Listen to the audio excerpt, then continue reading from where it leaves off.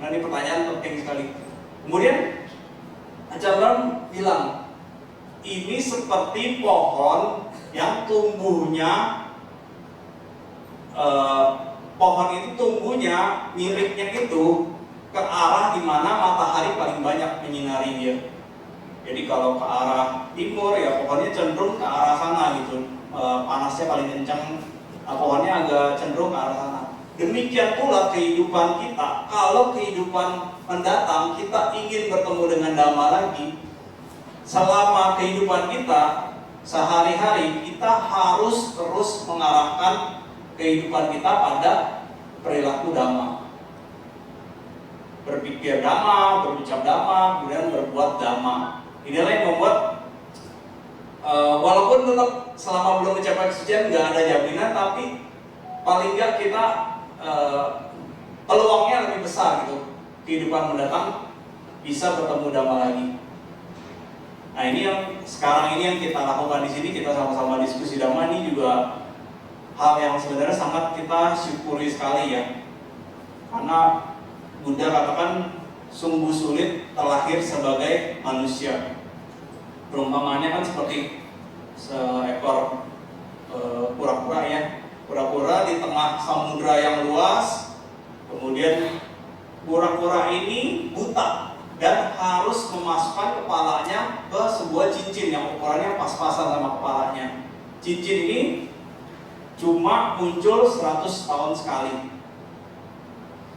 Nah, jadi peluangnya itu kecil buat kita terlahir sebagai manusia. Kemudian Buddha bilang lagi, lebih sulit lagi terlahir sebagai manusia dan bisa bertemu Dhamma. Nah, kita di sini di Indonesia ini istilahnya hoki banget ya, karma baik kita tuh bisa melakukan kegiatan seperti ini dengan tenang. Kalau misalnya kita baca-baca berita nih sekarang yang negara-negara yang terlibat konflik, waduh udah serem banget ya, bisa dari jarak jauh gitu udah pakai tembak-tembakan. Nah, itu gimana bisa duduk dengan tenang ya, kita kebaktian, tiba-tiba di dekat tempat kebaktian ada bom jatuh. Nah, ini adalah hal yang harus kita syukuri sekali. Ini karma baik kita pasti dari kehidupan lampau yang besar, sehingga kita bisa berkondisi terlahir sebagai manusia dan bertemu dengan Dhamma. Ini adalah karma baik kita nih yang sangat besar, jadi jangan disia-siakan. Nah, balik ke situ lagi, next. Nah, kemudian perumpamaan berikutnya, ada sebuah sutta lagi, Buddha dan Raja Pasenadi. Jadi di suatu ketika tuh Buddha tanya ke Raja Pasenadi. Raja Pasenadi ini raja kerajaan Kosala ya Bapak Ibu, ini jauh lebih besar dibanding kerajaan Sakya. Tapi raja kan hormat sama Buddha kan, tetap nama sekarang kalau ketemu Buddha.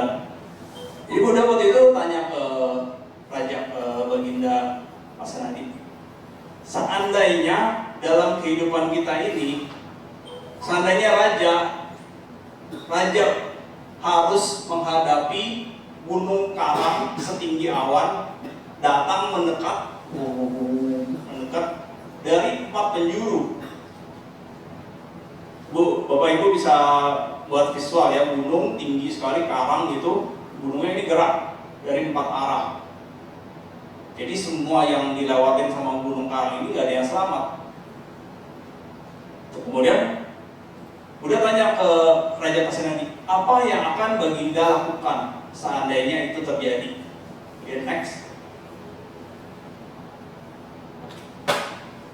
Nah, kemudian Raja bilang, seandainya ada gunung setinggi karang bergerak mendekat dari 4 penjuru, berarti tidak ada makhluk yang selamat darinya.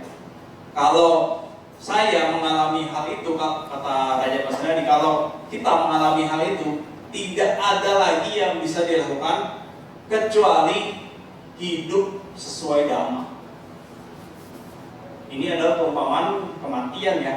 Jadi gak ada yang bisa selamat dari kematian itu. Selama kita belum meninggal, ya gak ada hal lain yang bisa kita lakukan selain kita hidup sesuai dengan Dhamma. Next.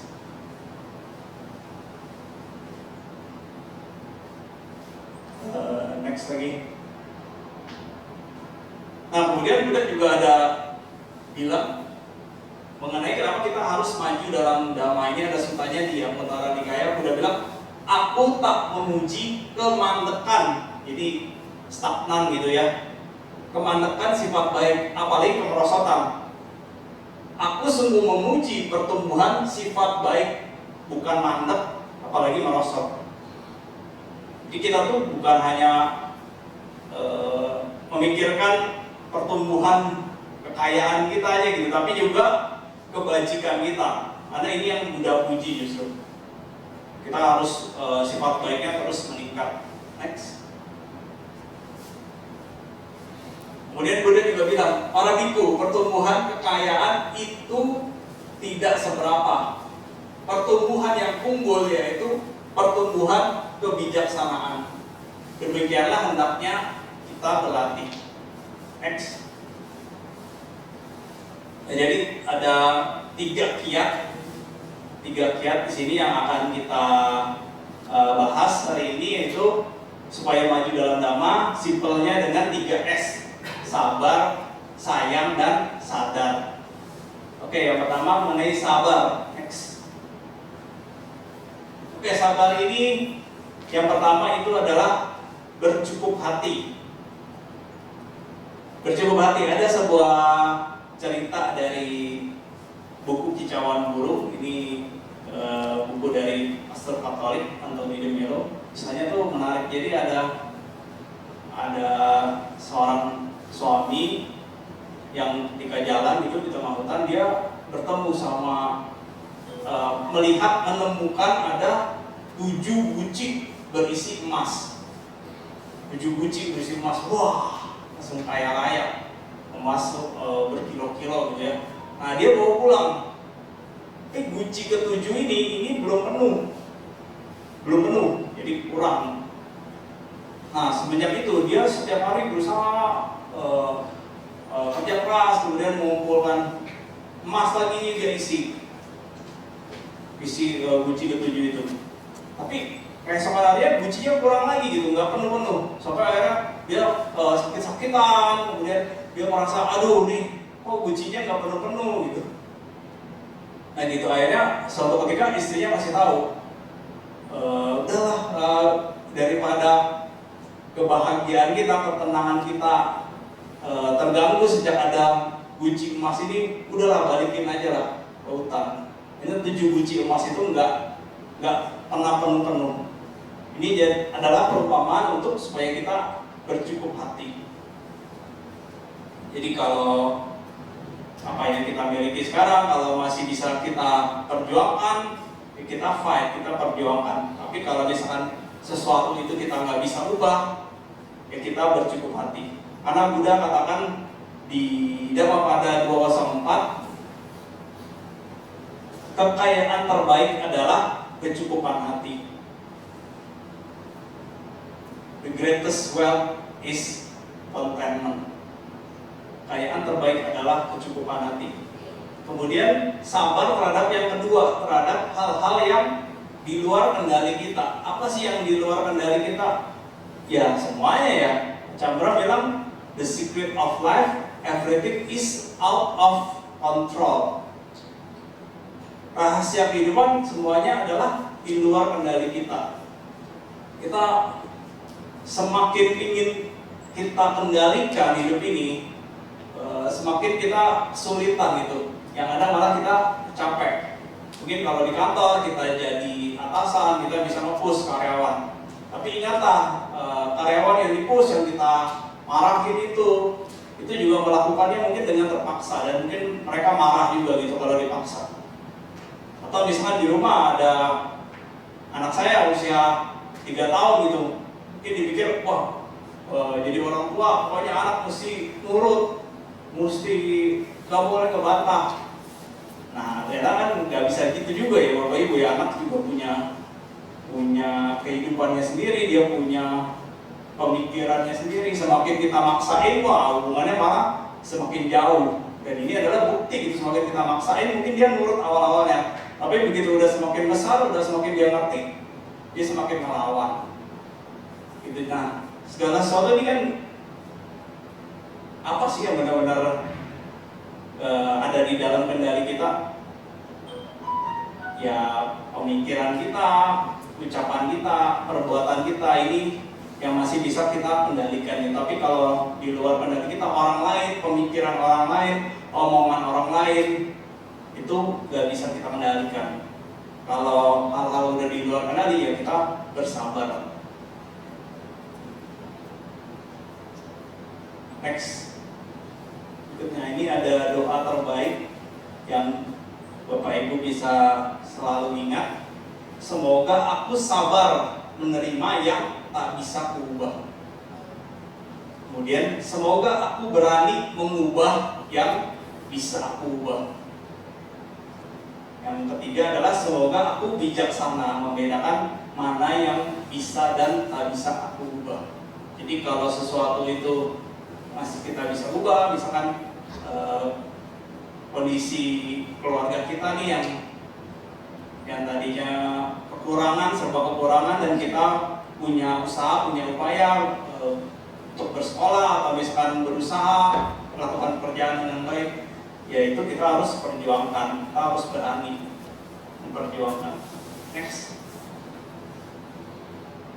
Dan ini yang dikatakan oleh Chandra, ketidaknyamanan kehidupan mengajarkan paling banyak.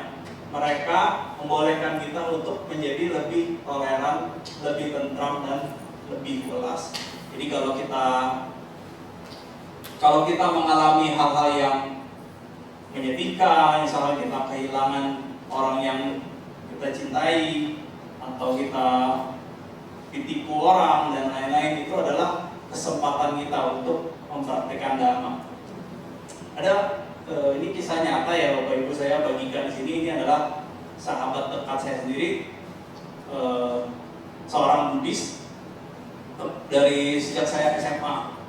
Jadi 2 tahun yang lalu itu anaknya mengalami sakit kanker. Waktu itu anaknya usia 5 tahun, masih kecil. Dan ini benar-benar di luar kendali ya, di luar dugaan, karena juga mereka suami istri ngurus anaknya sendiri, kasih makanan yang terbaik, juga segala macam vitamin, tapi ya memang hidup nggak bisa kita ketahui ya. Jadi ada muncul kanker di saluran cerna. Nah ketika itu ya, ketika baru dikabarin sama dokter kena kanker, ya serasa langit tuh runtuh gitu. Akhirnya ya tetap mereka menjalani kegiatan medis gitu, jadi tetap ke rumah sakit, kemo dan lain-lain. Dan ini berlangsung selama 2 tahun. Berapa kali, setiap kali saya ngobrol gitu selama anaknya belum meninggal, dia seringkali ngomong, wah untung aja gue kenal sama Dhamma. Kalau misalkan nggak kenal Dhamma, mungkin pelariannya itu ke hal-hal yang negatif, entah ya kehidupan malam, kemudian mabuk-mabukan dan lain-lain. Tapi kalau walaupun tetap aja gitu ya Bapak Ibu ya, kalau misalkan langit runtuh, kita tetap, kalau kemalangan, misalnya kita kehilangan orang yang kita cintai, itu menimpa kita, tetap aja sempoyongan juga ya. Kita mungkin tumbang beberapa saat juga. Tapi percayalah kalau kita menyelami Dhamma ini, Dhamma yang akan menjadi penyelamat kita. Jadi teman saya ini bilang, untung gue kenal Dhamma, kalau nggak kenal Dhamma udah menyimpang nggak tahu kemana, udah mungkin nyalahin semuanya. Karena mereka suami istri ini 2 bulan yang lalu harus merelakan anaknya meninggal. Dan itu ya tetap aja sampai sekarang nih belum pulih kondisinya, dia bilang, karena pasti ada rasa kehilangan. Tapi karena mengenal Dhamma, dia jadi balik lagi ke Dhamma lagi, ke kegiatan Dhamma lagi. Karena tadi kayak yang kita bacain itu ada perenungan tentang karma ya. Ya segala sesuatu tidak terlepas dari karma kita sendiri. Itulah yang membuat kita jadi lebih sabar, kita menerima, bukan menyalahkan kondisi gitu. Nah pada saat itu karena biasanya apa sih? Karena biasanya ketika hal buruk datang, kita kan mungkin dari keluarga kita, sanak saudara gitu, selalu dibilangnya, oh hal buruk jangan sampai datang gitu, pokoknya doanya nggak boleh datang gitu. Tapi padahal ya nggak bisa dihalangi gitu, hal buruk pasti terjadi. Yang jadi masalahnya adalah gimana persiapan mental kita ketika hal buruk itu datang. Mau kita hindari atau nggak hindari, ya mungkin diperlambat aja gitu beberapa saat. Tapi hal buruk pasti akan datang. Yang jadi masalah adalah gimana mental kita ini kuat dengan damai ini. Ketika hal baik datang juga kita juga jangan jadi euforia berlebihan, karena menyebabkan kita jadi lemah. Itu jadi mengapa kita harus tetap berpegangan menyelami damai itu, karena kita nggak pernah tahu ya. Kadang hidup ini itu ombaknya tenang-tenang aja, tapi bisa juga ada ombak besar datang, kapal kita karam. Nah, dengan berpegangan sama damai ini membuat kita tuh nggak sampai tenggelam, tetap masih bisa nafas. Oke, lanjut. Nah, ini ada perumpamaan mengenai ada suta leka suta. Ini juga bagus sekali. Bapak Ibu kalau suka suta-suta gitu ya, Buddha ini sangat-sangat piawai sekali ya, masih perumpamaan gitu. Dari yang segala macam lah, pokoknya Buddha tuh sangat-sangat pintar sekali gitu. Luar biasa sekali. Nah, ini perumpamaannya adalah mengenai karang. Karena kan kaitannya sama sabar ya. Ada seseorang yang lagi marah dia lari ke pantai, dia marah sama temennya nih. Kemudian di pantai itu dia ketemu batu karang.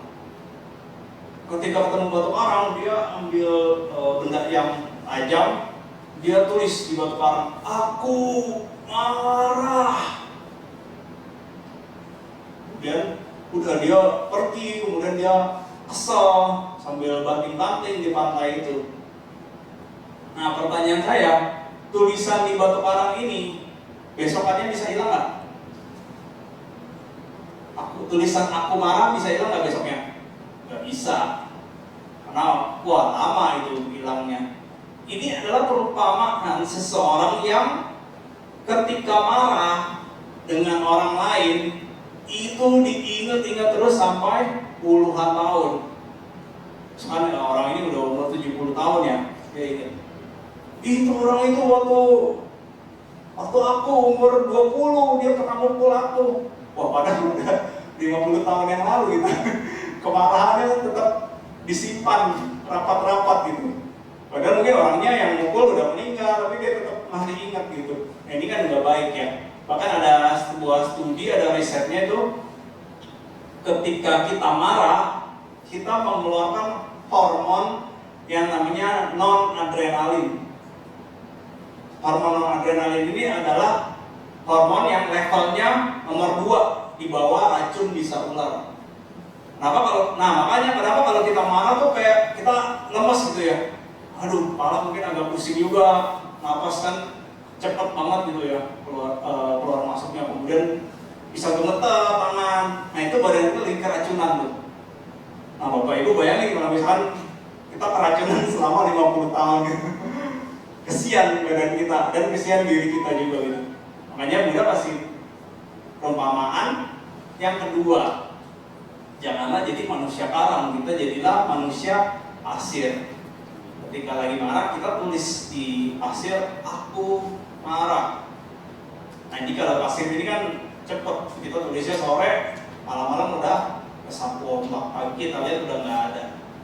Kalau kata nenek saya dulu bilang, kalau suami istri berantem, apapun lah ya, nggak cuma suami istri, persahabatan, teman sama saudara, kalau berantemnya malam, sebelum matahari terbit udah harus baikan lagi. Sebaliknya kalau misalnya berantemnya siang atau pagi, sebelum matahari terbenam udah harus baikan lagi. Ya, seperti perumpamaan pasir ini, jangan lama-lama. Kita marah-marah itu ya keracunan juga.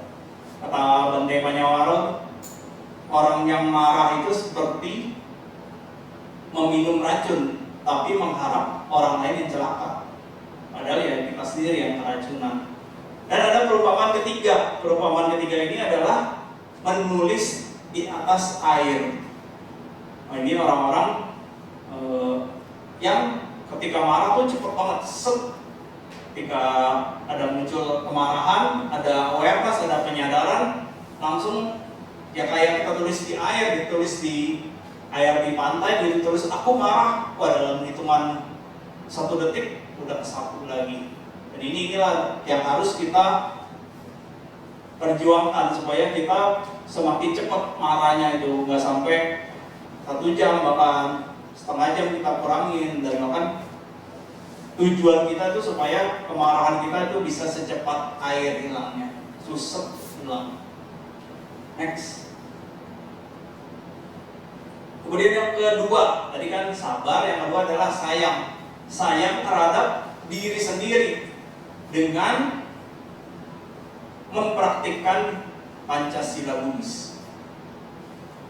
Tidak membunuh, tidak mencuri, tidak berbuat asusila, tidak berbohong, kemudian tidak mabuk-mabukan. Tetapi Pancasila Buddhis ini kan udah sangat-sangat baik sekali ya, yang kita bacain sama-sama tadi itu. Tetapi ini kan sifatnya pasif, ada juga sila yang aktif. Kalau tidak membunuh berarti kita menyelamatkan kehidupan, memberi makanan ke yang membutuhkan, itu sifatnya aktif.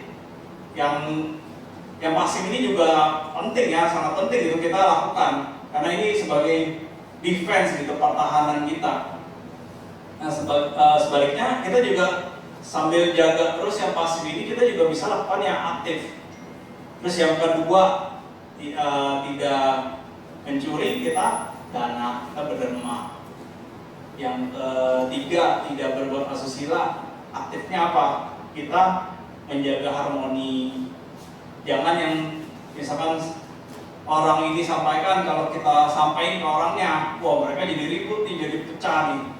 Nah itu kita justru memecah belah itu. Kalau misalkan si orang ini ngomong jelek mengenai orang ini, ya kita jangan sampai, kita jagalah supaya hubungannya jangan sampai rusak gitu. Nah itu yang aktifnya itu, kita jaga harmoni, jaga kesetiaan.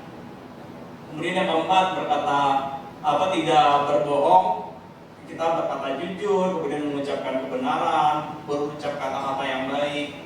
Kemudian yang kelima, tidak mabuk-mabukan. Yang sila yang aktifnya adalah dengan menjaga kesadaran, sering-sering bermeditasi.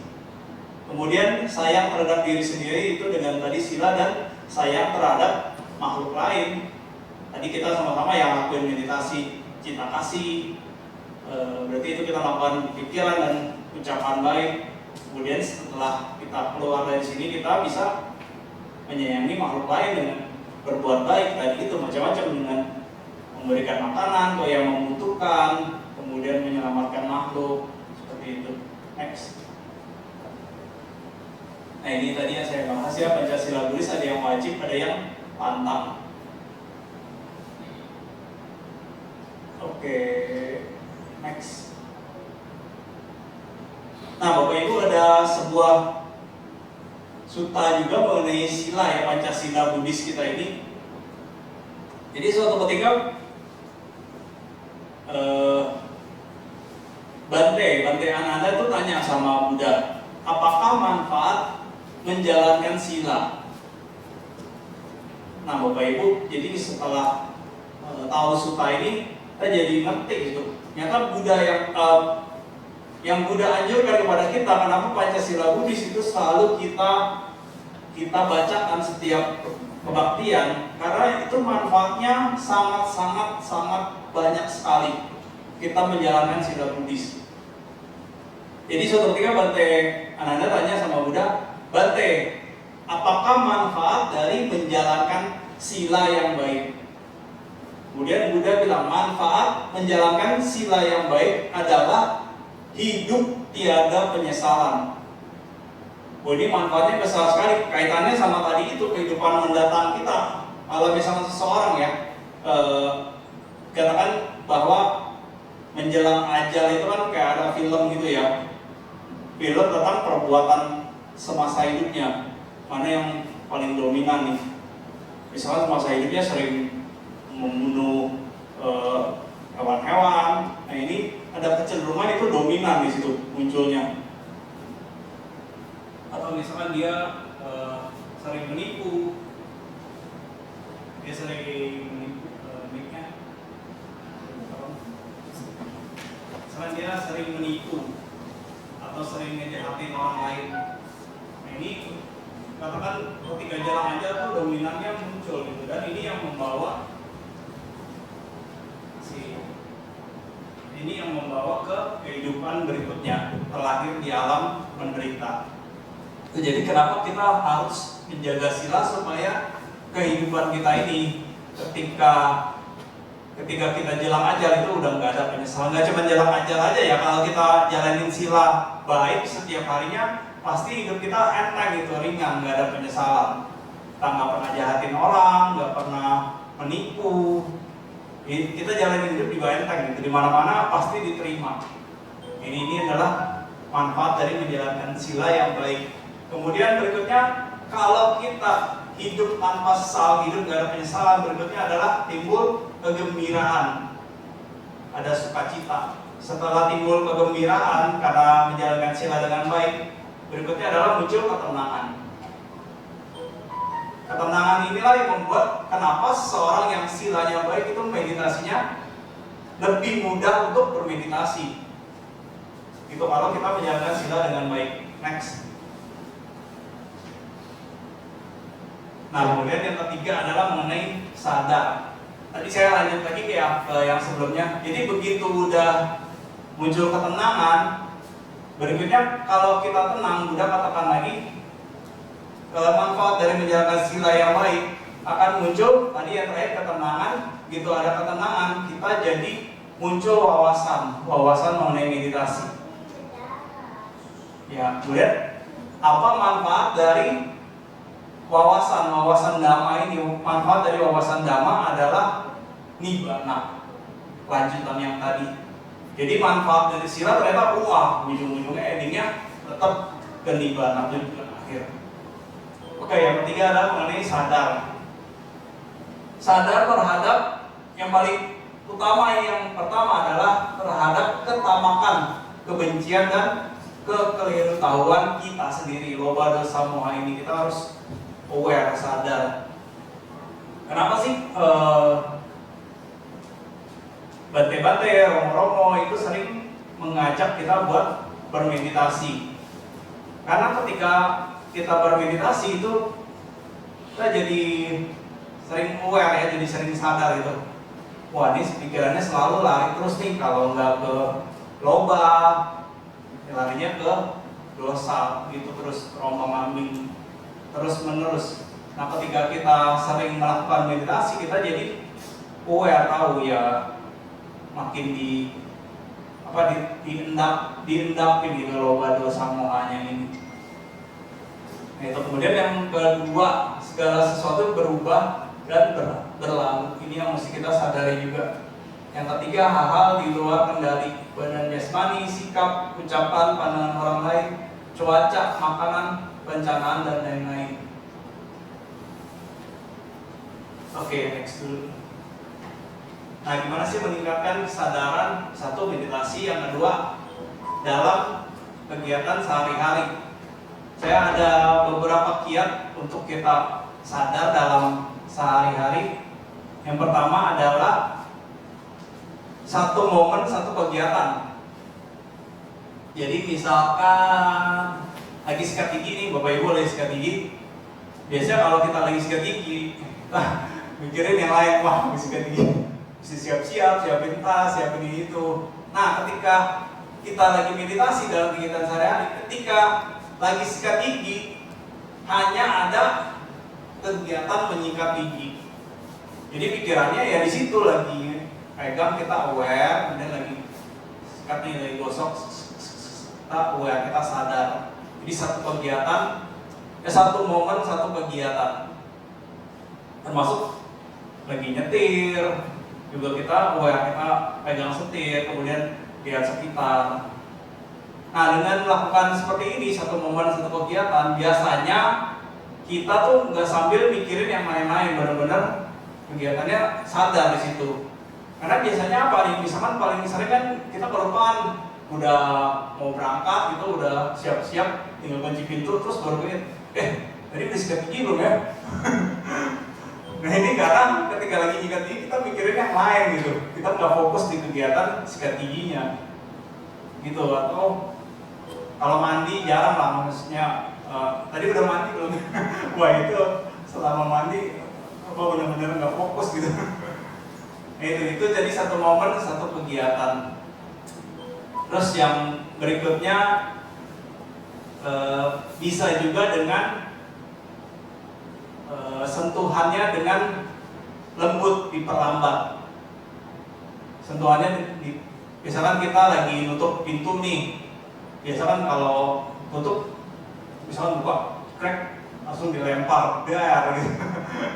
Nah, berikutnya kalau kita latihan meditasi dalam kegiatan sehari-hari, ya kita tutup buka pintunya dengan perlahan, gagang pintunya ditarik dulu, baru didorong. Dan yang ketiga, kiat untuk sadar dalam kehidupan sehari-hari bisa dengan memfoto dalam memori kita sendiri. Jadi contohnya misalkan saya ngambil ini nih, aqua nih. Saya ngambil aqua, ketika saya ngambil, saya spread gitu ya, pakai memori di pikiran saya cepat, gitu, aware, jadi tahu begitu lagi ngambil. Masuk ketika lagi taruh, misalkan taruh handphone gitu, taruh handphone, ketika kita taruh, kita foto gitu, foto di dalam pikiran kita. Ini adalah momen supaya kita sadar gitu, aware dengan kita memfoto. Biasanya kan taruh handphone tadi di mana ya, lupa gitu. Karena kita ketika lagi taruh, kita pikirin yang lain. Gitu, jadi tujuan kita untuk sadar, jadi ada 3 ya. 1 sadar, 2 sering sadar, yang ketiga S3 sadar setiap saat. Buddha itu sadar setiap saat, jadi udah nggak ada lagi loba, dosa, moha. Semoga kita bisa jadi, setelah melakukan sadar, kita bisa ke S2 sering sadar. S2 yang ini bukan S2 sering suntuk atau sering sebel gitu. Tapi semoga kita jadi yang S2 yang sering sadar, dan tujuan kita adalah supaya bisa sadar setiap saat. Next. Nah ini juga penting, jadi ada 4 cara melatih penyadaran. Yang paling pertama adalah sadari bahwa diri kita ini kotor. Kotor dengan apa? Kotor dengan kotoran batin, loba, dosa, moha. Karena kalau misalkan kita nggak sadar, ini nggak bisa diobatin. Perumpamannya seperti kita datang ke dokter, kemudian ketika sampai di dokter itu, dokter bilang gini, wah Bapak Ibu karena penyakit lambung nih, lambungnya harus diobatin. Tapi kalau kita nggak mau nerima, ya kita nggak bisa diobatin. Enggak lah dokter, nggak mungkin lah dokter, salah nih pasti nih ya, dokter nggak bener lah. Begitu, itu adalah perumpamaan sadari bahwa diri kita ini kotor. Begitu kita sadar, yang kedua adalah pahami kotoran ada di dalam, bukan di luar. Yang menyebabkan kita menderita, kita berduka, itu bukan hal-hal yang di luar sana, tetapi dari dalam diri kita sendiri, kotoran yang ada di dalam kita sendiri. Saya ada cerita Bapak Ibu mengenai yang kedua ini. Jadi suatu ketika saya masih sekolah, di dekat rumah saya itu ada dangdutan. Wah Bapak Ibu tahu ya, kalau ada dangdutan speakernya gede-gede gitu, terus ada panggung. Nah ini ketika saya pulang sekolah itu siang-siang, saya lihat mereka, wah pasang panggung gede banget nih. Ya udah, itu mereka mulai kira-kira sore ya, jam 5 sore gitu. Saya masih sekolah dulu. Saya pikir suaranya itu kencang sekali ya, speakernya kan gede gitu, dan jeder, dan ini lokasinya dekat, kira-kira paling 30 meter gitu dari rumah saya, kencang sekali. Kemudian saya pikir ini paling juga jam 8 malam udah selesai lah. Begitu jam 8 malam berapa? Belum ada tanda-tanda selesai. Saya udah kesal banget waktu zaman sekolah. Terus pikir lagi, mungkin jam 9 lah. Jam 9 udah selesai, karena besoknya saya mesti sekolah, bangun pagi. Jadi, ini nggak bisa tidur kita kalau ada dangdutan nih. Saya pikir, jam 9 udah selesai lah. Kenapa? Ya tak apa terjadi? Kok bisa ada pemilihan? Lanjut lagi. Wah, jam 9 udah selesai. Lanjut lagi. Mereka sampai jam 10 malam. Jam 10 malam, begitu saya karena saya memberanikan diri, saya keluar. Malu-malu begini, itu juga ada golongannya. Teman-teman tahu di 31 alam kehidupan, di bawah alam manusia ada alam ternyata orang-orang itu hantu setan, tempatnya di pada joget-joget kan, alam peta, pada joget-joget, dan apa yang mereka bilang? Lagi. Ada kita lagi. Nah itu dulu. Oke. Saya balik dan sekian tahun kemudian saya baru. Nah, namanya alam penderitaan berarti kan sudah pasti orang semua yang ada di sana, yang tinggal di sana, yang pasti menderita dong. Benar. Kalau di alam penderitaan berarti semua yang ada di sana pasti dia logik kan, very logik kan. Oke. So itu kan saya dengar musik dulu, akibat kita bahasan itu ya. Saya bisa kesel, bisa marah. Oke. Iya. Kalau kata Ayah penjara situasi kita tidak ingin berada di dalam. Ini ada egregor ya tadi, ini egregor dari tradisi. Jadi walaupun ada di rumah yang nyaman, tapi saya mau menjara pikiran kolektif menjara diri saya sendiri karena tidak ingin berada di sana. Itu benda mati atau makhluk hidup. Kalau sesuatu itu tidak bisa kita ubah, jadi ini berasal dari cerita. Ya saya nggak mungkin kan bubarin itu semua. Inilah penjelasan yang menjelaskan tentang tadi kenapa di Indonesia kuntilanak itu jadi ketika melihat mereka joget-joget masih seru lagi gitu kan yang harus diubah adalah coba kalau Cici kasih gambar ini tadi di awal Cici bilang teke-teke tapi pas video apa sih semua itu ada pikiran yang lucu gitu kan tapi kalau dikasih gambarnya iya betul lah. Ini sekarang kalau misalnya hal itu terjadi lagi sama saya ada dangdutan lagi, apa yang akan saya lakukan? Keluar dan kemudian ini itu sebabnya kenapa orang di Jawa Barat, Jawa Tengah, Jogja, Jawa Timur nggak ini pernah adalah tahu cara berdamai. yang Gak mungkin kan kita bubarin itu bisa cari penyakit. Pernah lihat? Jadi kalau sesuatu itu kita bisa ubah ya kita ubah, tapi kalau nggak bisa ubah ya iya itu dapat masukan dari sosmed kita ngerti berubah. Ya cara pandang kita berubah. jadi teman-teman ini Ya dunia berubah, kita nggak bisa paksain dunia yang berubah itu dari kita. Yang harus kita ubah adalah bentuk daripada perwujudan pikiran ini, ya transfer pikiran ini. Jadi teman-teman, kalau terpapar efek dari sebuah budaya, pikiran kita itu menyesuaikan. Makanya, jadi jangan heran. Kalau kita tanya orang yang kita sadari, jalan, udah on sinyalnya, itu tadi kan udah tahu pemahaman bahwa semua orang jadi sukses. kemudian Dan menunjukkan beda-beda onnya. sama ya kalau dosa kebencian tidak kita Jadi sadari jangan maksa semua orang menjadi pasti hal tahu buruk. gitu loh. Enggak. Kita malah jadi makin bersedih berduka. Tapi ketika loba kita sadari bisa merasakan atau diubahnya menjadi hal-hal yang bijaksana, kita respon dengan bijaksana. Loba dan dosa ini menjadi kebahagiaan. Dia hanya tahu sadar itu tidak sulit, cuma ada perlu energi kita yang enak. untuk sadar. Rasanya itu gimana? Jadi kuncinya adalah di respon kita kalau kita kalau dia menanggapi pocong, dia hal akan buruk, bilang itu pocong. tapi tidak ada Sampai nyata, tidak tidak ada ada kebijaksanaan, pocong itu bentuknya itu begini. kita makin menderita terluka. Jadi Tapi kalau ada hal datang kita hadapi dengan bijaksana, disebut hal buruk itu bisa menjadi kebahagiaan, tidak berguna menumbuhkan bijaksana. kecuali otak kita ini dapat pemahaman dulu, baru bisa dikasihkan artinya, bentuknya. Oke.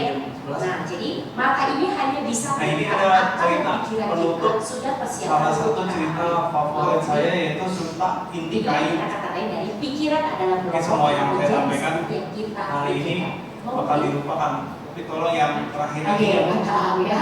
Itu kenapa? Iya.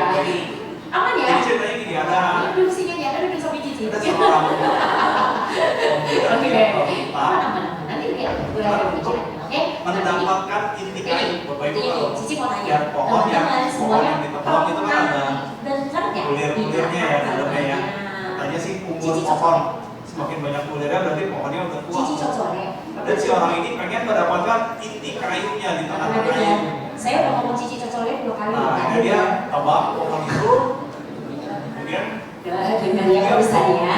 Oke, kalau saya tanya, udah tahu nggak binatang cici cocolnya? Paling bisa dia bilang. mengira ranting atau ini adalah Jangan di googling, nggak ada. Jangan di googling ya. Nggak ada ya. Jadi cici cocolnya ini binatang ranting dan daun ini adalah binatang ini perumpamaan dari pajak. perolehan. Ekornya Ini kaitannya sama kehidupan kita ya, kehidupan karir spiritual, ranting dhamma kita serta ini. Bulannya bulan ayam. Ranting dan daun ini adalah perumpamaan dari perolehan ranting dan daun. Ya Jadi nggak orang ada saya yang ngarang. ketika memiliki materi yang banyak, Saya ngarang ya nggak ada, makanya saya bilang Iya, jangan googling. masa Tapi coba lihat pikiran kita. wah, Ketika Cici bilang di Cici detik cocok, mulia, itu bayang apa? Binatang unik yang Gitu, dan ekornya, ada juga orang kedua. ekornya, Orang kedua setelah kakinya, dia tebak pohonnya, kemudian telinganya. dia singkirin ranting dan daun itu. Itu ikan Cici cocok ya, walaupun tahu itu nggak Dia ada. ambil potong kulit keluar pohon itu, Mulutnya kayak, kulit luar. ya, Dia bawa pulang kayak, kulit luarnya. ekornya kayak. Setelah sampai rumah Coba ternyata kalian pelajaran susah kan? kayu. Jadi cerita kayak gitu langsung ingat kan?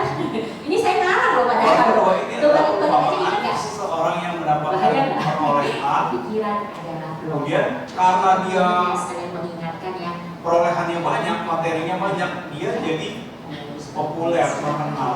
Ya, oke. Cecet ya. Dia merasa, oh inilah hidup yang sesungguhnya. Luar biasa. Tepuk tangan dulu buat kita. Kita berada di Yang berbahaya adalah tempat muncul yang maksudnya dia tempat yang tepat ya. Dia tempat buat kita maksudnya. Oke, nah ini ya sampai pada film ini muncul. Nah, seperti ini beranak kubur. Dia enggak Satu sulok. orang sih kalau bukan badan ketika ketemu apa? Susah, susah. Otak itu. Oh dia enggak Kayak film ini dulu saya kan udah jadi suka. Saya dulu nggak tahu suka bolong. Makan sate, badannya bolong gitu, meninggal. Saya tahu gara-gara ini film masuk ke daerah saya, masuk di bioskop. Penasaran ada kepo, nonton. Habis itu nggak bisa tidur deh. Karena kebayang gitu. Ambil dia potong Saya kulit waktu dalam. tahu di Jakarta ada setan begini. Itu lucu loh. Nah, jadi teman-teman semua ini karena Kulit dalam ini adalah pengaruh dari perumpamaan dari ya. Jadi dari sila yang baik. itu. Oke, maka terjadi Jadi orang ketiga ini begitu dan udah kedua, sertif. dia punya Sertif perolehan ini dari yang tradisi materinya mistis cukup, yang namanya kemudian dia charismatic. juga dikenal baik Ini sama adalah orang, tapi dia bentuk tidak perwujudan tergiur mental oleh yang secara sengaja kemudian dia diciptakan. memiliki sila yang baik, suka bakso, Berarti bisa suka diciptakan. Ada nggak? menidana lah. Tahu nggak? Tapi kalau kita nggak aware, kita nggak hati-hati, bisa muncul sombong juga. Tahu nggak? Saya pernah ya suatu ketika berapa tahun yang lalu Kok kayak di gitu? sini. Oke. Ada Pernah lihat ya? sembako murah, Oke. bukan sembako gratis. Tapi tahu ini ya, tahu yang pernah lihat tahu ini. Terus 5.000. Sosmed itu luar biasa ya. Itu benar-benar ya tadi egregor terbukti ya. Sosmed luar biasa ini. Ya, ini makhluk yang sengaja diciptakan dengan tujuan tertentu. Makanya Wah, saya lihat ya semua bahaya teman-teman. Makanya banyak orang-orang yang menggunakan ini menciptakan makhluk dengan untuk tujuan pribadinya. Apalagi jangan makhluk banyak. siapa itu yang bicara ini? Masanya saya lagi Apapun yang kita perbuat, melontar-lontar gitu, itu yang bikin kita pengakuan. So, Ini semua ya. pengaku Oke, yang ada. nah ini juga Ini bahaya ya kalau misalnya nggak ada penyataan, dia punya nggak aware. ya, baca jejer anjing jejerin ada ya. Nah ini ada bukunya teman-teman kalau mau belajar. Kebaikan ini hal yang untuk hal yang baik ya, maksudnya sila yang baik itu tetap harus dilakukan, tapi jangan sampai muncul Oke, kesombongan. kemudian serpitor juga Jangan nggak bisa kayak tercipta secara itu dia orang lain itu tadi yang saya cerita. Nah, anak kecil dia suka main sendiri, ngobrol sendiri ya Jadi, seperti itu. lakukanlah kebaikan Jadi, untuk kemudian kebaikan anak-anak itu yang sendiri. ibaratnya Jangan sampai itu dia merasa hidupnya itu ngebumbungin gitu, berkualitas, kesepian, menginyakin contoh seperti Cici ya, ego kita jadi makin gede. Jadi 2 kali. Jadi Itu kita mesti SD. hati-hati. Jadi Ini adalah saya perumpamaan makanya dengan kulit cara dalam seperti tadi. ini. Ya, Kemudian yang saya keempat, orang keempat, ibarat dia tebang pohon, kemudian dia singkirin ranting dan daun, kulit luar, kulit dalam. Kemudian dia ambil kulit lunaknya. Ini tujuannya Sebelum apa? inti kayunya tuh di sampingnya ada kulit lunaknya. Nah, jadi Ada kulit lunak, kemudian dia bawa pulang. Lingkungan yang menurutnya kurang. Dan orang keempat ini adalah perumpamaan ketika dia orang yang memiliki materi yang cukup, kemudian populer, terkenal, dia memiliki sila yang baik, tapi tidak tergiur, tidak jadi kesombongan. Orang yang keempat ini setelah melakukan ini semua, dia kemudian yang ketiga ini tulpa. bermeditasi. Ya, tulpa ini dari tradisi Meditasi Islam dan Wajrayana. Nah, mencapai, ini salah satu tradisi di dalam Buddhisme. mencapai tataran meditasi Ini mendalam. ada seseorang dia Nah, dari ketika lagi meditasi mendalam itu dia Barat, yaitu seorang Alexandra David wah, ini dia orang itu di luar penasaran sana apa baru iya sampai- sih ini bisa baru nyampe diciptakan cuma oleh oleh dunia. Kemudian mereka dia sedang kepo ya, pengen tahu ya, pengen belajar. Saya Dia baik, belajar sedang lagi ngekos. ini tradisi Aku Wajrayana ini ini. sudah mencapai Di sana dia meditasi belajar mendalam. ada namanya Siapa itu yang yang bisa bicara itu? menciptakan memanifestasikan energi. Ternyata itu Kemudian dia belum menciptakan inti satu kayunya. makhluk dari Orang sana yang ya, menciptakan satu dari rasa bermeditasi juga punya PR-nya sendiri, muncul kesombongannya sendiri terhadap meditasinya. Dan ini yang berhasil dan ini berhasil memang itu bukan inti kayunya, karena inti kayu damai. bisa terlihat oleh Dan orang yang terakhir dia yang total dia sendiri ranting dan daun, dia potong kulit luar, kulit dalam, kulit lunaknya dia sendiri. Kemudian dia ambil inti kayunya. itu butuh energi yang sangat Inti besar kayu sekali ini dan dia yang cukup apa? dalam. Detail Dan semuanya ini juga teks. bisa tercipta ternyata secara tidak sengaja. Nah, Buddha bilang Pikiran-pikiran kehidupan yang suci ini sangat- bukan demi sangat- perolehan, sangat insecure. bukan demi penghormatan, Yang sangat bukan demi itu bisa ketenaran sebagai manfaatnya, bukan demi pencapaian sila, bukan demi keheningan, bukan demi pengetahuan dan wawasan dhamma sebagai manfaatnya, namun demi keterbebasan batin yang tak tergoyahkan. Dibuktikan Inilah tadi, tujuan tadi kehidupan coba saya bilang suci, cici cocolnya lagi, walaupun teman-teman tahu itu Inilah karangan tujuan saya betul ya, nggak ada kan? Tapi coba, nggak bisa bohongin pikiran kita betul, tuh keluar dia. Inilah Binatang inti yang kaya banyak, kita menjalani dhamma supaya ekornya, batin kita tuh telinganya, membebaskan mulutnya, kegoyakan dari kakinya, globalisasi. sampai malam Yang tidur menjadi keinget tujuan Itu makanya saya mau mengingatkan lagi bahaya. Oke, ini kesimpulannya. Makanya kan itu orang kalau sering Untuk ngomong mempercepat gratis, maaf ya. dengan Bukan berarti kalau tidak baik. untuk Masalah mengikis pikiran kita belum manusia bisa kita saring kan ya. tapi dengan sayang terhadap diri sendiri dan orang lain. Kemudian untuk mengikis kelimpahan, Hati-hati ya, pikiran adalah terus dengan kelompok ya. sadar. Terus teman-teman bisa bilang, oke, cici, oke. Sekarang gini. Sebagai penutup saya ada sebuah makhluk puisi itu yang ditulis itu Bante sebenarnya Katipa. makhluk yang hidup di alam penderitaan. Ya, pantas aja Banyak guru kehebohan, mengajarkan doa banyak itu air semua mata, makhluk bahagia ya. banyak orang, Karena mereka banyak menderita. uang, Pantas banyak aja, waktu, berarti mereka butuh semuanya kebahagiaan. buat apa? Logik ya?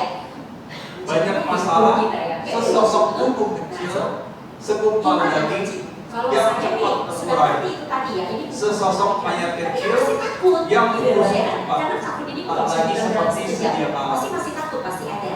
Gimana Ayah ibu tersayang untuk melindungi atau yang kita, tercinta kita lainnya, teman-teman. Ini penghiburan ada dan sejak pertimbangan, ini ya. harapan dan batu Kita nisan, kebenaran. pesta Pasti dan tidak bisa perkabungan, melindungi diri kita. upacara dan Kita ritual, dikubur atau dibakar, dibalsam selamanya, Budome, semua untuk yang kecil, Sedena, tubuh yang membunuh. Sotime, Putra-putri masih ingat, cucu-cucu hanya ingat, hanya sedikit ingat. Dan setelah cucu cicit yang mati terlupakan, hanya tulang dan batu tersisa. Jadi tidakkah ini semua aduh cici, banyak boro-boro namanya takut. Mana apa? Nanti mek. Bapak Ibu, Untuk habis itu. Oke, paling gampang ya ini setelah aja. kita selesai Tiga pengertian ini, yang pertama yaitu Buddha. kita kembali berjuang dengan Itu aja. hidup kita. Kalau tanpa juga udah ingat aja guru kita dah Buddha. Nggak Saya mungkin punya ya, betul. lihat kalau ke rumah Buddha saudara saya Buddha seperti kalau atau ke rumah ya. Jadi, orang tua saya ada foto-foto memberikan penjelasan seperti foto-foto itu. aja tuh, Ya. di foto-foto Namanya penderitaan logikanya Buah, bukan sekarang makin kuat sekalian. ya. Kenapa mereka bisa ada hadir di Wah, ini suci, udah di suci, meninggal, di dari ada. apa ini Kenapa? meninggal, ini Karena meninggal. mereka logikanya Dan hadir di harus kita sadari juga bahwa penghuni ini 100 tahun lagi itu udah ganti semua, udah berubah semua. Kita berjuang untuk pohon-pohon, tempat-tempat ada. Makanya kalau lagi peribadatan dibaca ya ada kalau ada acara. Ada sebuah cerita dari pengalaman saya sendiri. Itu kan ada sepanjang kurang lebih 10 tahun yang lalu ya. Jadi itu teman-teman kalau ibaratnya opo saya ya, opo saya contoh Louis dimasuki ke ruangan itu udah usia 80 tahun. Jadi ada diabetes. Kamu dijeblosin ke sana. Kamu mulai di ranjang uang berbaring di ranjang. Buangan penderitaan. Itu selama yang muncul pertama. Keadaan yang menyedihkannya adalah ketika saya lihat itu. Begitu masuk. Jadi ketika gulanya tinggi itu saya ternyata dibuang sih pula dari depan. Jadi yang menyedihkannya itu adalah nggak bisa menutup rahangnya sendiri. Bisa. Apa yang bisa lakukan? Kalau diajak ngomong cuma dia nangis loh ya pasti wajar, it's okay. Ya, terus tangannya itu juga bunuh diri. Gimana caranya? Gimana? Banyak orang dulu langsung bunuh diri. Pasti berusaha mau keluar dari ruangan itu dong. Ini itu berlangsung. Atau kamu tetap di sana? Kamu keluar kan? Nah caranya gimana biar kamu bisa keluar? Apa yang kamu lakukan? Teriak. Iya.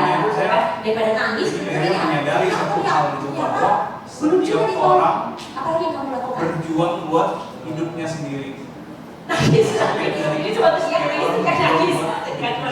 Habis itu makin kencang teriaknya. Udah itu mungkin bisa sampai dobrak-dobrak pintu. Dobrak-dobrak pintu atau ada barang apapun di dalam ruangan itu akan dipakai untuk dan atas untuk permintaan dari saya sendiri yang nggak mau dibawa ke masyarakat.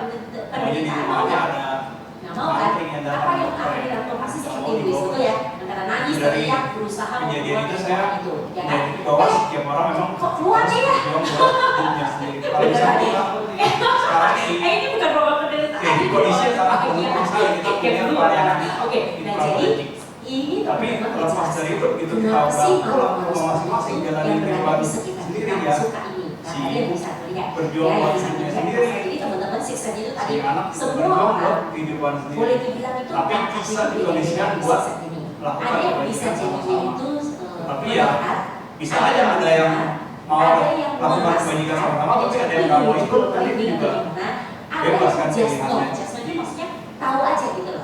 Jangan yang bisa kita sia-siakan kehidupan kita yang baik ini yang sudah bertemu dengan semoga apa yang saya sampaikan ini bisa memberikan manfaat. Semoga kita semua terus bertumbuh dalam dalam pokoknya semua orang beda-beda levelnya.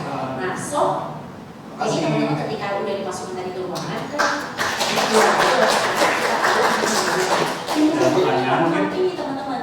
Makanya kenapa ini penjelasannya? Kenapa tadi yang langsung cetak-cetak yang tadi yang cerita yang tadi di rumah Cici itu loh, cetak-cetak. Terus kadang-kadang kita merasa ada yang putih-putih lewat ya kan?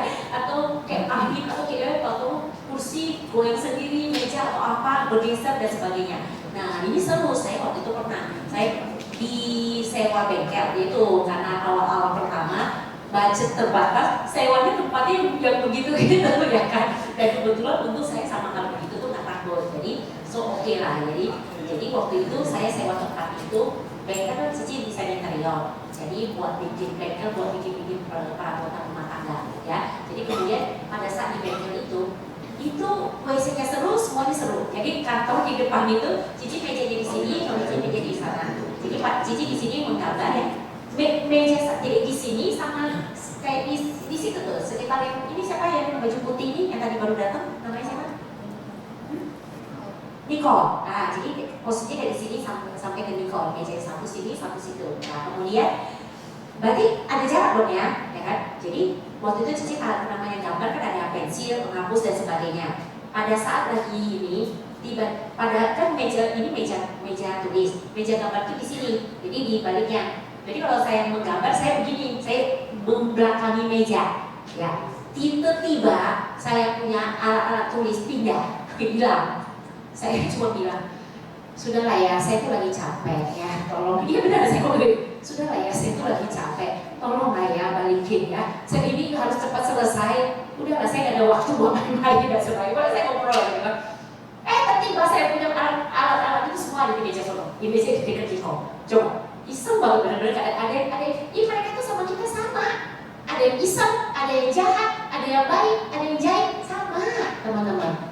So makanya jadi jangan menyamaratakan semuanya jahat. No, ya. Nah, so sama aja kayak kita. Manusia yang jahat ada nggak?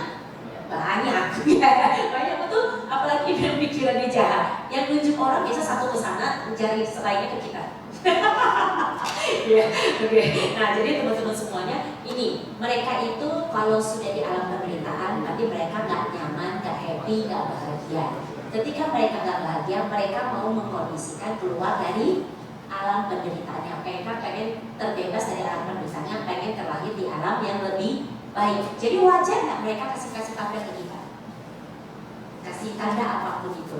Nah, kenapa bisa kasih tanda? Karena dimensi manusia sama dimensi kehidupan makhluk astral ini paralel. Jadi hanya manusia yang boleh dibilang sensei itu sudah nyalanya kencang, itu baru bisa menembus dimensi ini. Demikian juga makhluk-makhluk di sini. Makanya nanti baca itu tadi panggilannya, nanti saya kasih lihat. Di sana ada makhluk-makhluk yang nggak bisa mendapat pelimpahan jasa ada.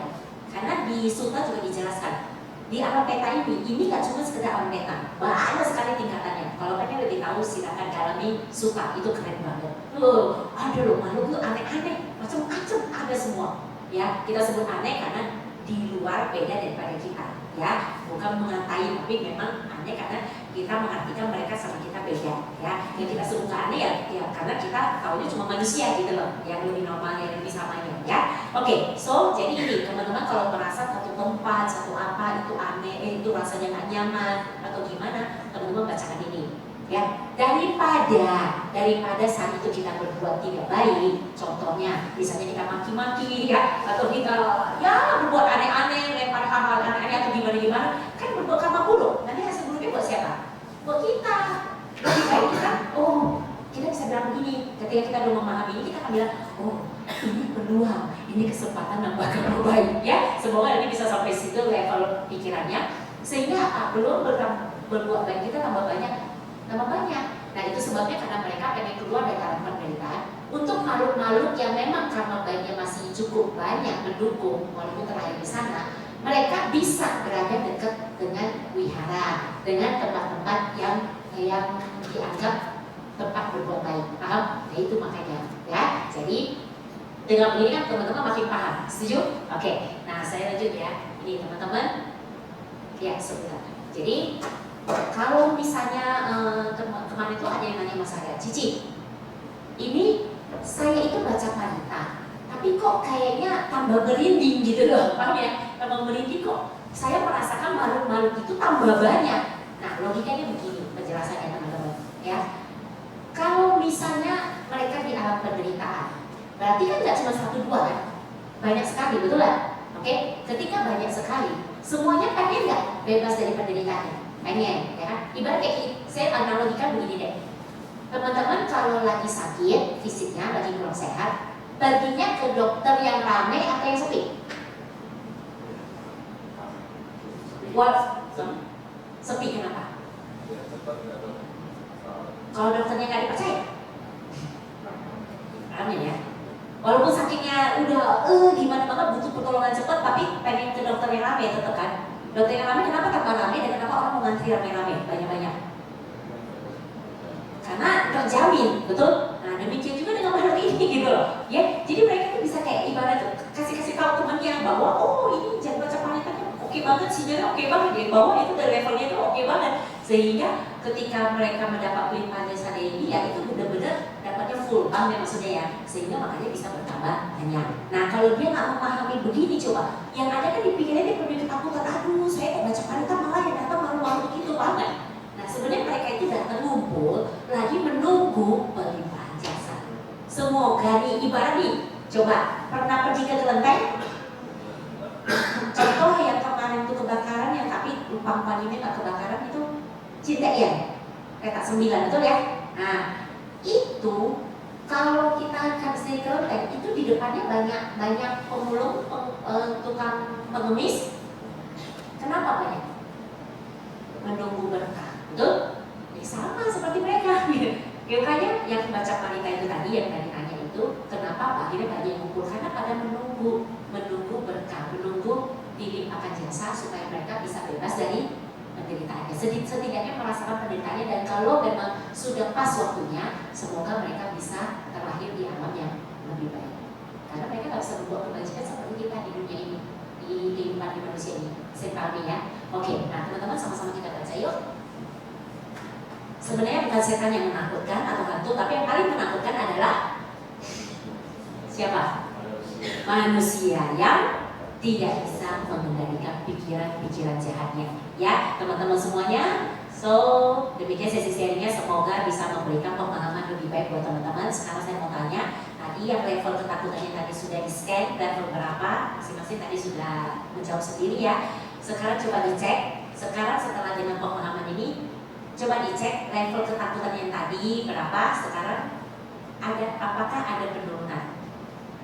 Mantap, boleh dong tepuk tangan buat kita semua. Bagus, ini gunanya belajar ya kan? Coba kalau nggak ada pemahaman ini, selamanya akan salah paham tentang hal seperti ini. Akhirnya ibarat boro-boro mau ngedoain semoga semua makhluk bahagia ketakutan sendiri. Setuju ya? Oke, thank you buat kesempatan berbaginya. Ini MC siapa tadi ya? Pemimpin puja ya? Oh iya, siapa tadi? Oke, saya kembalikan ke pemimpin puja. Barangkali ada yang mau bertanya atau saya nggak tahu waktunya puja berapa sih? Hah? Masih ada ya? Kita buat sesi tanya jawab ya? Oke, silakan. Yuk, yang mau berbagi pengalaman tadi yang bisa melihat tuh. Boleh?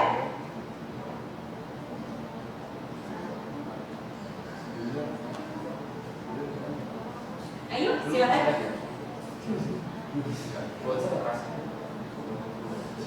Mau sharing? Ya, atau mungkin berbagi pengalaman yang pernah dirasakan, bisa membantu untuk teman-teman gitu.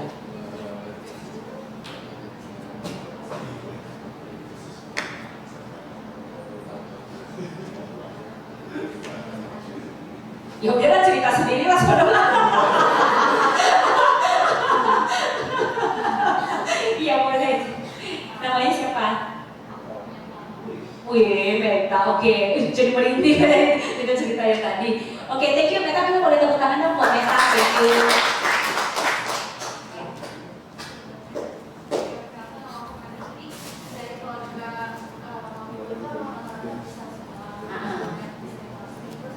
Bisa apa? Oh, oke. Ah. 4 tahun. Ya, kayak tadi ya.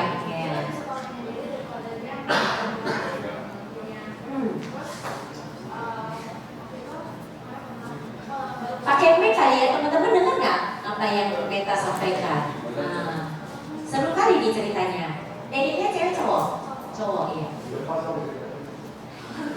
Dempan cowok. Dia sudah berani begitu ya, udah keren banget. Iya, keren, tapi keren Meta. Thank you Bu berbagi, makanya pantas diapresiasi tadi ya. Oke. Ya, itu deh Lias. Makanya 2 minggu atau 3 minggu kemarin tuh aku dari sebelumnya dari kesempatan aku sering yang kayak sebenarnya nggak ngeliat langsung, cuma tuh suka ada kayak lewat kayak kadang aku tuh kadang di mau naik ke kamar itu kan di depan pintu kamarku tuh ada jendela gede, terus habis itu tuh kadang aku suka ngerasa kalau misalnya aku diliatin kalau misalnya aku lagi lewat, terus benar-benar baru kemarin Kamis juga aku lagi ngerjain tugas di kamar, terus di depan rumahku itu tuh kayak lapangan gitu lah, terus habis itu di jam 9 gitu kan biasanya aku kalau ngerjain tugas gitu selalu dengerin musik, cuman kemarin tuh kayak kepikiran gak usah deh karena lagi mau sunyi aja gitu kan, udah lebih fokus, terus aku diketawain. Iya, oke. Ya itu bukan sekali doang, tapi kayak 2 kali. Aku pertamanya kan aku kayak memastikan ya, terus yang kedua kalinya baru aku kayak oke. tolong ya, aku lagi kayak saya tadi. Iya, keren. Udah ada, terus pernah juga 2 minggu atau 3 minggu bangunan. Iya. Ya. Iya. Ya. Kalau Ya misalnya susah mau bangunnya. Iya. Aku mau nanya kalau misalnya kayak yang ketindihan gitu tuh maksudnya mereka ada mau menyampaikan sesuatu sama kita atau gimana? Oke, thank you. Boleh dong tepuk tangan buat Meta. Thank you. Jadi apa yang dialami oleh Meta sekalian buat konfirmasi buat kita. Ya ini nggak masalah, teman-teman mau percaya mau nggak, seperti yang tadi Ci sampaikan di awal bahwa ini memang dunia abu-abu. Ya, kalau mau dibilang benar, ya buktinya buat sebagian orang bisa bilang nggak benar. Kalau dibilang nggak benar, buktinya juga benar ada. Oke, so it's okay lah. Menurut masing-masing aja. Yang penting yaitu inti ajaran agama Buddha kan 3 ajaran dari guru. Perbanyak perbuatan baik, kurangi perbuatan jahat, sucikan hati dan pikiran. So it's okay, apapun yang mau kita pegang, apapun yang mau kita percaya, yang penting patokan ini 3. Oke, nah so di dalam sutra juga kita tahu bahwa memang makhluk ini ada diceritakan, ada digambarkan. So mau benar mau enggak silakan, boleh diartikan masing-masing. Oke, thank you ya Meta ya. Berani cerita itu keren banget. Karena gak mudah, betul nggak? Kayak gini kalau kita cerita sama orang bisa saja kita dianggap begini, betul? Ya kan? So nggak gampang. Nah tadi yang mengenai yang pertama itu tadi kan kita ya udah mengalami hal yang sama. So itu untuk pertanyaan kamu mengenai ketinggian. Nah, bicara mengenai ketindihan, actually sebenarnya gini. Kalau ketindihan itu sebenarnya itu salah satu proses pikiran yang ketika pikiran kita itu bergerak lebih cepat daripada proses tubuh, sehingga ada yang disebut dengan ketindihan itu. Itu sebenarnya secara medis bisa dijelaskan seperti itu. Nah, namun ada beberapa case yang memang makhluk itu memang tujuannya itu mau memberitahu kita sesuatu. Oke, nah di makhluk yang bisa melakukan hal itu umumnya itu makhluk yang boleh dibilang itu dia itu punya, kan kayak manusia itu kadang-kadang ada yang punya kekuatan, ada yang enggak kan ya. Nah boleh dibilang itu dia punya hal seperti itu dan dia itu mau ibaratnya menyampaikan sesuatu kan. Terletak dari apapun itu, kan kadang-kadang kita nggak paham, betul? Terletak dari apapun itu, pokoknya gini Meta, kita mengacunya kepada ajaran guru aja. 3 hal itu tadi.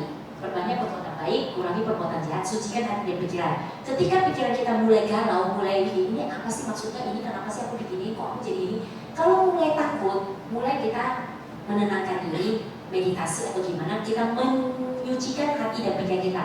Biar kita tenang dulu, betul? Supaya nggak gampang kebawa ke sana. Tahu nggak teman-teman? Orang kalau depresi, kenapa jatuhnya ke bunuh diri?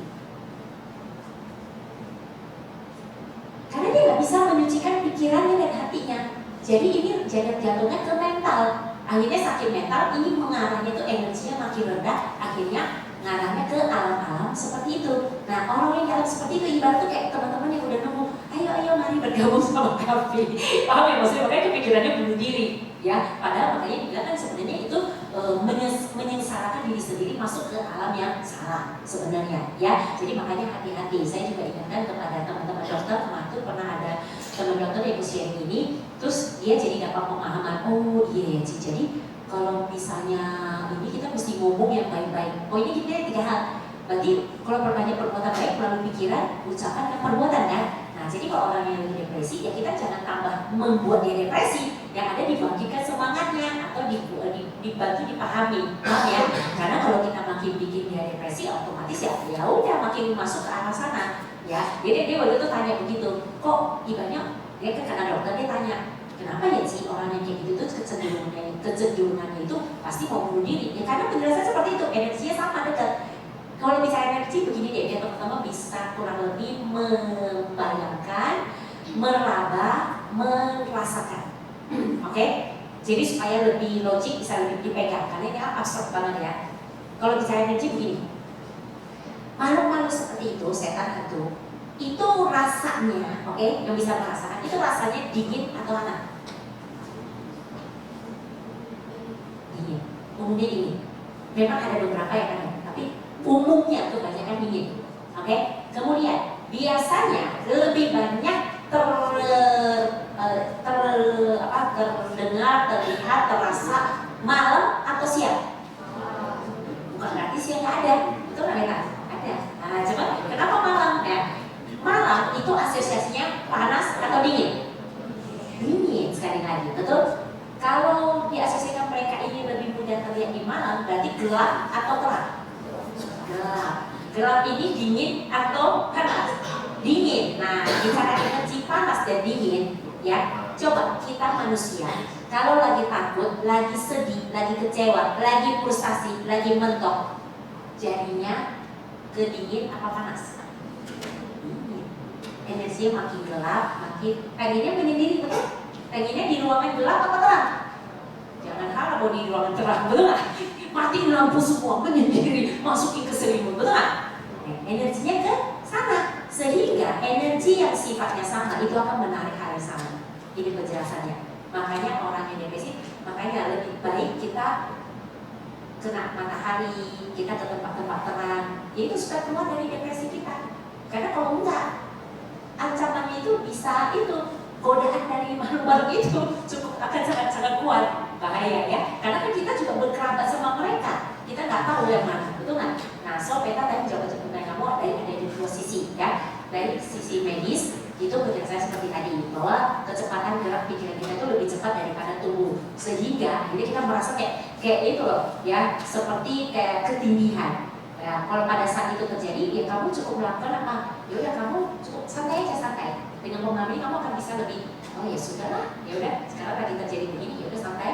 Kemudian kamu fokus ke mana? Nafas, ya, nafas masuk, nafas keluar, ya. Dulu saya nggak ngerti, saya pernah ngalami tapi nggak sering, 1-2 kali ada.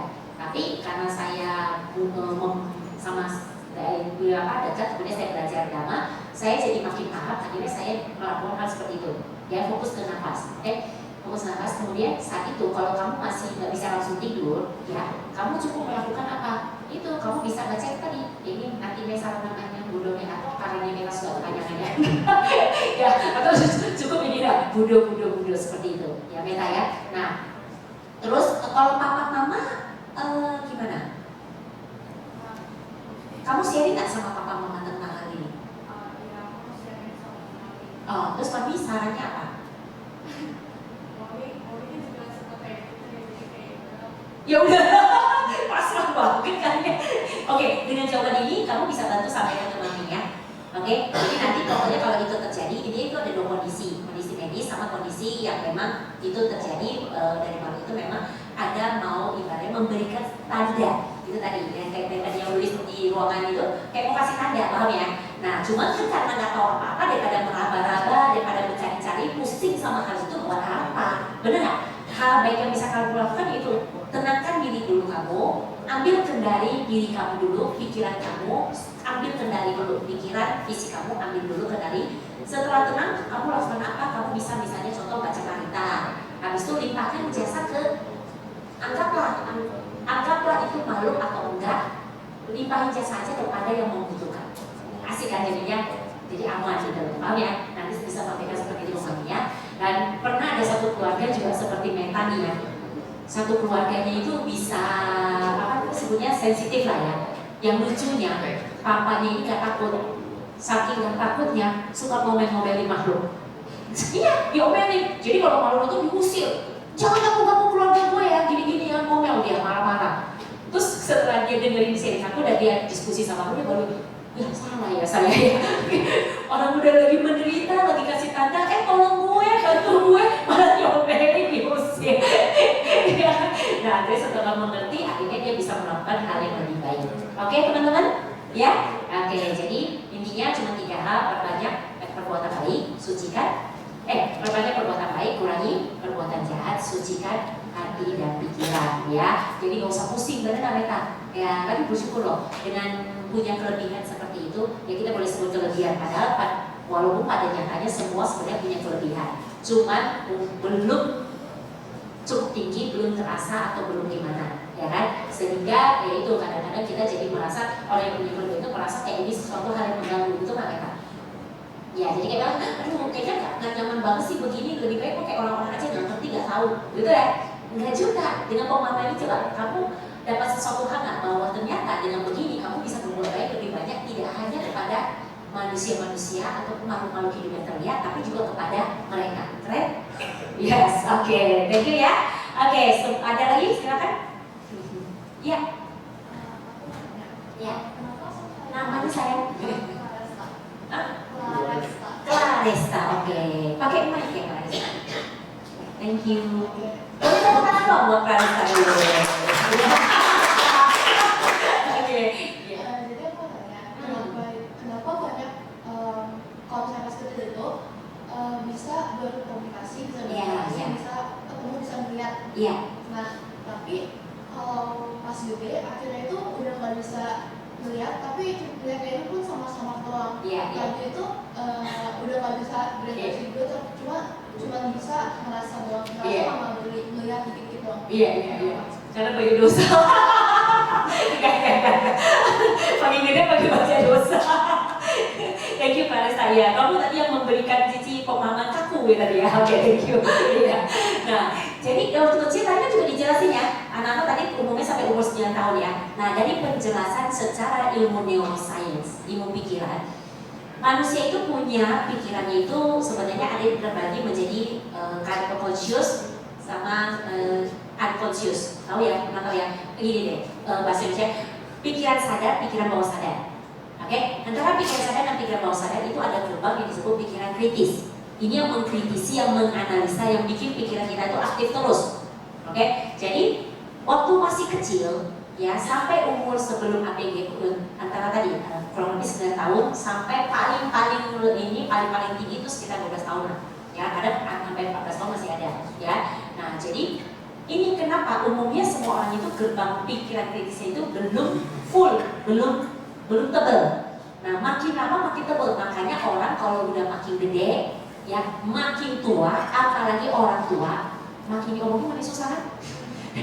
Karena apa yang dia udah percaya udah keblok sama si pikiran kritis itu. Nah, demikian juga penjelasannya menjelaskan kenapa kalau anak kecil itu ya karena kenapa pikiran kritis itu belum jalan, sehingga dia nggak banyak menganalisa, jadi semua indera itu bekerja natural, sehingga lebih mudah untuk nangkep, untuk apa sinyal itu lebih gampang. Oke, ketika dia sudah makin dewasa, pikiran kritisnya sudah makin jalan, makin kuat, makin tebal, sehingga hubungannya dengan pikiran bawah sadar ini itu jadi lebih banyak tersortir. Makanya terjadi samar-samar atau bahkan sudah mulai nggak ada untuk segalanya. Ya, oke, thank you. Ada lagi? Ya. Oke, kalau nggak ada, Cici kembalikan ke pemimpin puja tadi ya. Oh, kamu sudah? Oke, thank you ya.